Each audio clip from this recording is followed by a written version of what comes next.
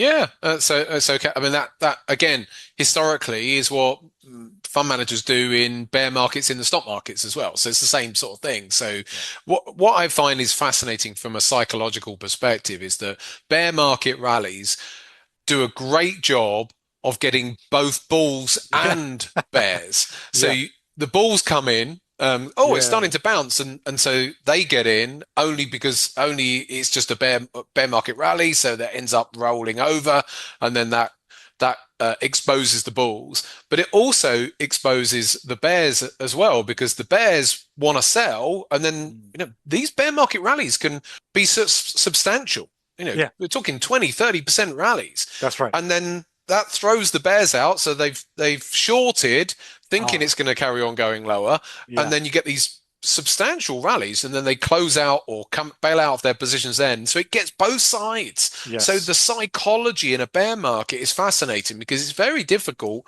for both bulls and bears a lot of the Correct. time. So weak hands get thrown out, get thrown under the bus. In my view, a lot of those people who say they will never sell, those hardcore never sellers, the fact is there is a point at which they cannot tolerate that pain, the pain of losing money. So when Bitcoin, for example, some years ago dropped from 60K below 20K and went to 17, 16K back in the year 2022, I think it was, some people just couldn't tolerate the pain anymore because then they were listening to the news, and these analysts and YouTubers, they're saying Bitcoin is going to go 10K, 12K, below 10K and all that.